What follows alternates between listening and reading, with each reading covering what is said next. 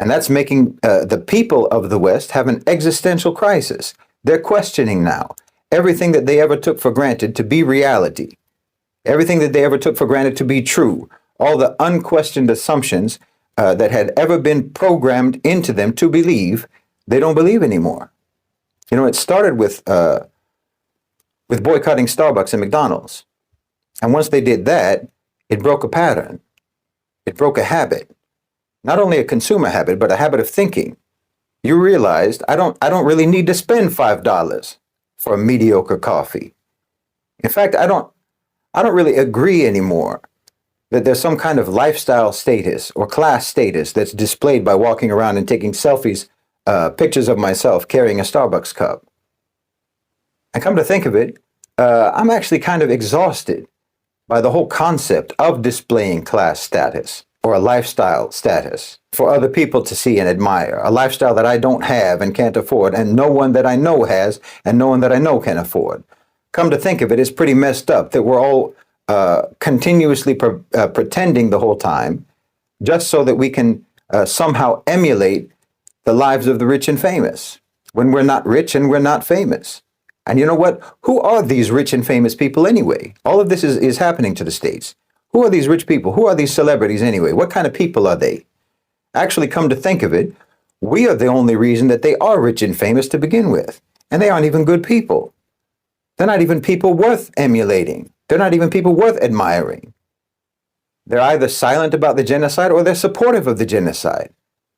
So, you know, actually, let's block these people. And before you know it, support for Gaza is transforming into a class war. It's transforming into a whole movement against the worship of the elite, the fabricated elite, the parasitic elite.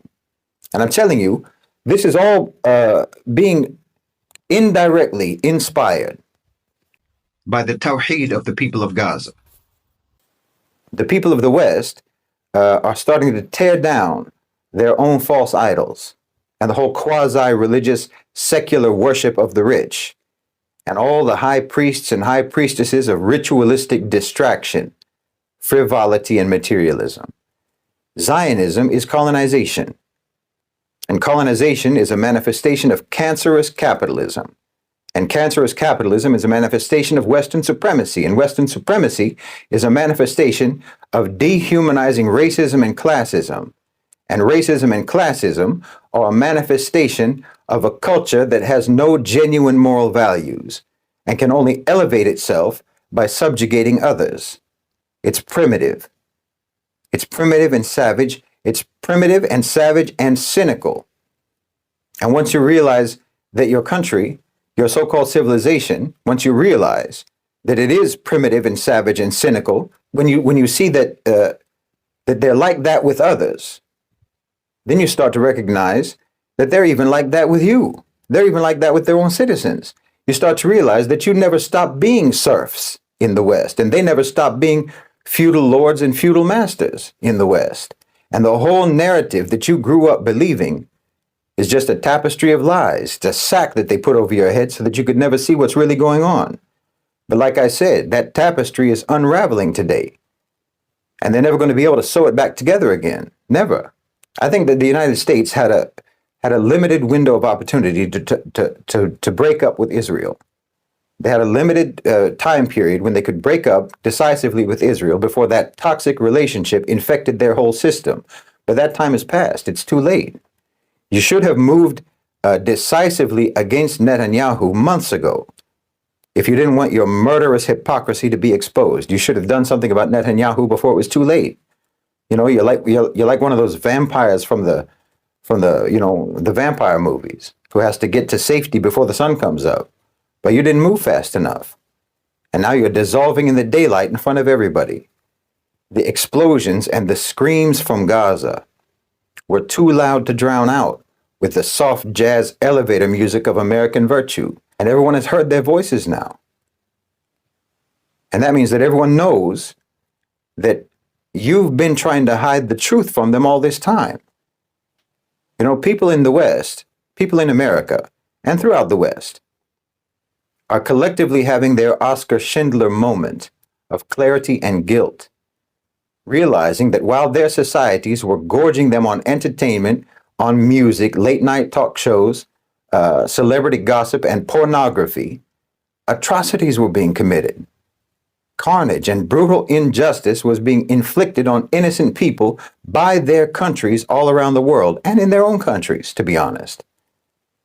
And that they're realizing that the entirety of popular culture and mass media, all of that operated all this time as nothing but an anesthetic to dull their senses and numb their minds to the reality of their own so-called civilization's cruelty and violence. And now that they know, they're ripping out the tubes that pump that anesthetic into their bodies. They're blocking you now. All your celebrities, all your brands, your logos, your propaganda, all the smiling brand ambassadors who've gotten rich off of your neutralization, your exploitation, your nullification, and your desensitization. You thought you were just passing your time when you were binge watching Netflix. You didn't know that you were being deliberately distracted, deliberately diverted. Your attention was deliberately being redirected so that you wouldn't realize that crimes were being committed. Every time you press next episode, you had virtual reality goggles stuck on your head so that you wouldn't witness the crimes. And you welcomed those goggles. You welcomed that virtual reality because the actual reality of your own life was so boring and tedious and miserable. They filled your days with drudgery so that you would race to escapism. They filled your life with ugliness so that you would use whatever free moment you had to just passively and vicariously stare at the vapid beauty of celebrities. Oh, they've been drugging you. They've been sedating you for years now, for decades. And all this time, they've been making you the unknowing accomplice to their inhuman oppression and brutality. But the cries from Gaza, the explosions and the cries from Gaza broke through the white noise soundtrack of triviality and propaganda. You know, that's why they're prosecuting the student protesters so hard. Because they're not just opposing Zionism and genocide, but by opposing Zionism and genocide, they're setting off a chain reaction. That chain reaction is short-circuiting the whole system of social engineering and control that has allowed the parasitic elite to ravage the entire planet for years, for decades, without scrutiny or accountability. So they're punishing those protesters because the protesters are saying that they've gone too far, and they can't accept the idea that there's even such a thing as too far for them. They're not supposed to have limits. They're not supposed to be bound by any sort of moral limitations, much less limitations that are being set by the people. You know, people who they disdain so profoundly that they think they can be replaced by AI and robots. They don't think you matter at all. And it enrages them that you think you do matter. And they're even more enraged precisely because of the way that the protests are being done by the targets of the activism. Because the protesters are focusing on the private sector. They're focusing on businesses, on investments, on financial partnerships, on funding. They're not focusing on politicians. You're supposed to direct all of your outrage and all of your anger and all of your grievances and all of your opposition at the decoys, at the effigies, at the fake representatives of power, the expendable puppet politicians dangled in front of you by the real private sector ruling class. So it's unforgivable that those protesters have torn down the curtain around real existing power and exposed the fallacy of democracy. Those protesters have started a fire that's going to burn straight through the whole system. But you can't blame them for the fact that your system has been flammable to begin with. That's your fault. The way you built your system made this inevitable. If you'd built your system on truth and honesty, on justice and genuine morality, and on decency and fairness, well, no one will be able to burn it down. But you built it.